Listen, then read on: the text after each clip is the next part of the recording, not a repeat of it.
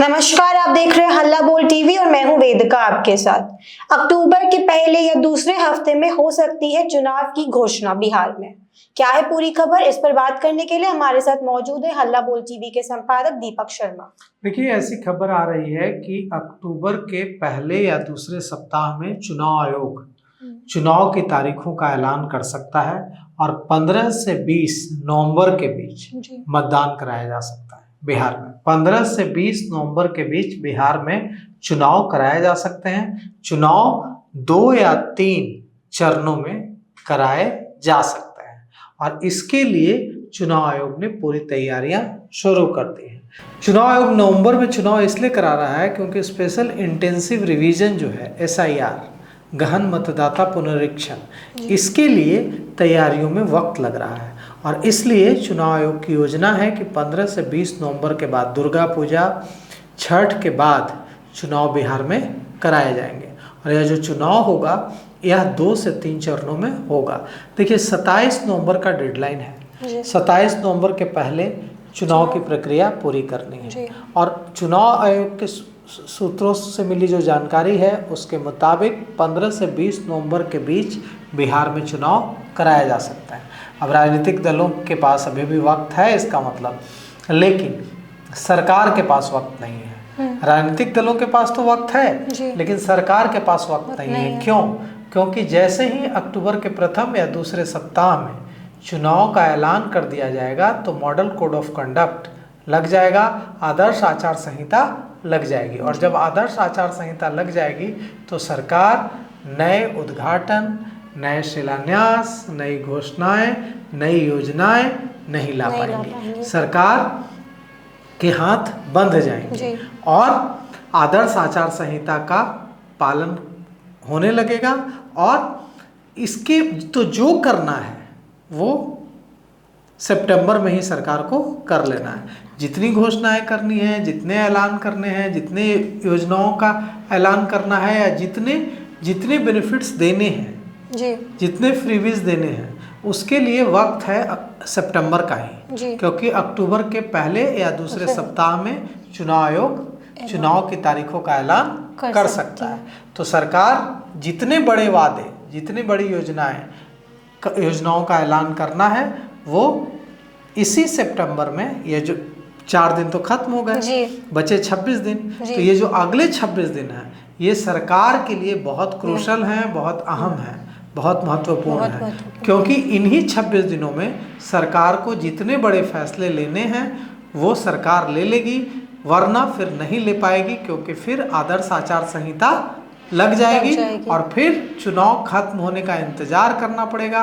चुनाव जब खत्म होगा, नई सरकार बनेगी, नई कैबिनेट बनेगी, तब फिर योजनाओं पर मुहर लगेगी।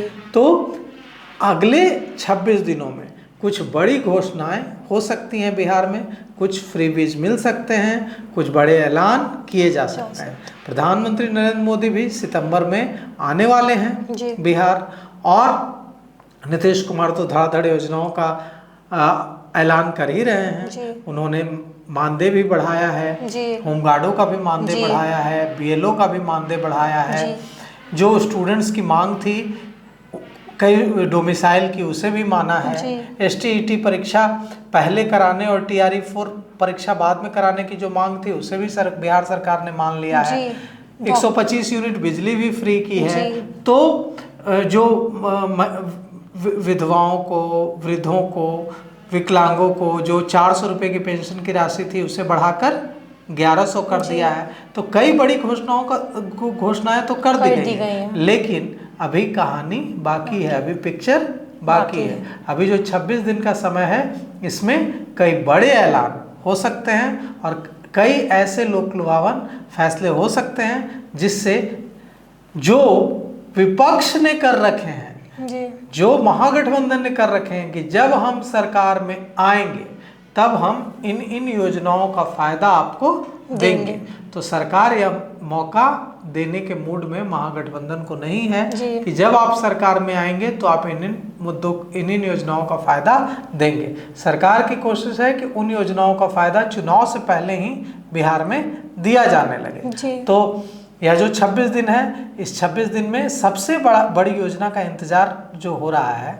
वो ये हो रहा है कि देखिए, तेजस्वी यादव ने और कांग्रेस ने तो फॉर्म भी भरवा दिए जी। कहा है कि हम माई बहन सम्मान योजना लाएंगे। मतलब अगर हमारी सरकार बनेगी, महागठबंधन की सरकार बनेगी, आरजेडी, कांग्रेस, लेफ्ट, मुकेश सहनी जितने भी हैं महागठबंधन के सदस्य, वो सब जेएमएम सब मिलकर जब सरकार बनाएंगे तो हम झारखंड की तरह, जैसे झारखंड में हर महिला को 2500 रुपये मिलते हैं, हम भी बिहार की हर महिला को 2500 रुपये देंगे, हर जाति की, हर समाज की महिला को 2500 रुपये देंगे। यह जो वादा है, यह बहुत बड़ा वादा है और झारखंड में इसी वादे के बल पर हेमंत सोरेन की सरकार दोबारा सत्ता में आ गई, जबकि झारखंड में सरकार रिपीट नहीं करती है, बिहार में तो करती है, झारखंड में रिपीट नहीं करती है सरकार। लेकिन यही इसी 2500 रुपये के वादे ने हेमंत सोरेन को फिर से सरकार में ला दिया, वहाँ का मुख्यमंत्री बना दिया और बीजेपी वहाँ हार गई। तो यहाँ तेजस्वी यादव ने वही वादा कर दिया। अब ऐसी चर्चा भी है कि अगले 26 दिनों में माई बहन सम्मान योजना के तर्ज पर कोई योजना सरकार ला सकती है, किसी योजना का ऐलान कर सकती है। सर, अभी हाल ही में राहुल गांधी ने वोट चोरी पर काफ़ी बातें उठाई थी, तो चुनाव आयोग इस पर क्या कुछ स्टेप्स उठाने वाली है? देखिए, चुनाव आयोग ने तो उनकी बातों को खारिज कर दिया है। चुनाव आयोग ने कहा है कि नहीं, हमारा जो स्पेशल इंटेंसिव रिवीजन है वो एकदम परफेक्ट है, उसमें कोई दिक्कतें नहीं है। अगर कुछ गलतियां हुई हैं तो एरर है, आप उन लोगों को लाइए, हम उनके नाम जोड़ देंगे जिनके नाम गलती से कट गए हैं। और चुनाव आयोग ने कहा है कि राजनीतिक फायदा लेने के लिए राहुल गांधी झूठ बोल रहे हैं, झूठे आरोप लगा रहे हैं और वे राजनीति कर रहे हैं इस मुद्दे पर, उन्हें कोई चिंता नहीं है किसी वोटर की। तो यह जो आरोप प्रत्यारोप का खेल है वो तो चलता रहेगा, लेकिन चुनाव आयोग ने सफलतापूर्वक अपना स्पेशल इंटेंसिव रिवीजन का जो SIR का काम था वो बिहार में पूरा कर लिया है। तो अपनी कुर्सी की पेटियां बांध ले, क्योंकि चुनाव अब दूर नहीं है। अपना मन बना ले, क्योंकि चुनाव आयोग जल्द ही घोषणा करने वाली है। फिलहाल इस खबर के लिए इतना ही। ऐसी ही खबरों के लिए हमारे साथ हल्ला बोल TV पर जुड़े रहें। धन्यवाद।